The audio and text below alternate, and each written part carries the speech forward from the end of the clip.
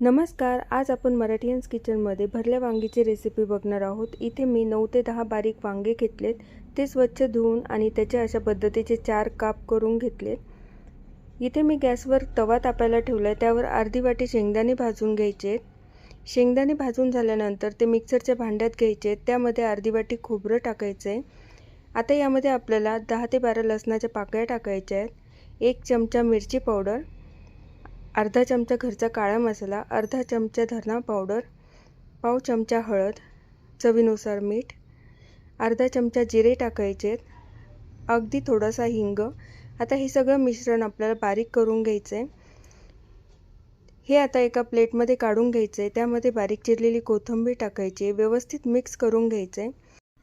Mix करून झाल्यानंतर आता या वांग्यांमध्ये आपल्याला हा मसाला भरून घ्यायचा आहे। अशा पद्धतीने मसाला भरून झालेला आहे।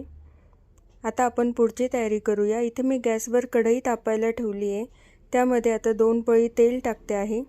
तेलामध्ये आपल्याला अर्धा चमचा मोहरी टाकायची आहे, वाळलेला कढीपत्ता मी इथे टाकते आहे, अर्धा टोमॅटो यामध्ये बारीक चिरून टाकायचा आहे।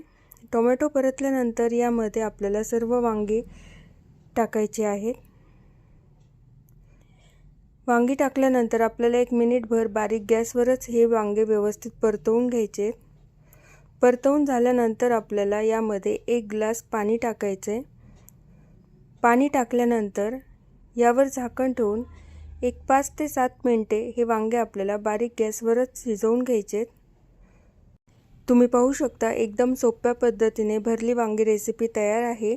यावर आता मी बारीक चिरलेली कोथिंबीर टाकते आहे। अशा पद्धतीने तयार आहे भरली वांगीची रेसिपी। एकदम मस्त लागते, सुपर टेस्टी लागते। तुम्ही पण ही रेसिपी नक्की ट्राय करा आणि तुम्हाला जर हा व्हिडिओ आवडला असेल तर लाईक करा, शेअर करा आणि मराठीयन्स किचन चॅनलला सबस्क्राईब करा।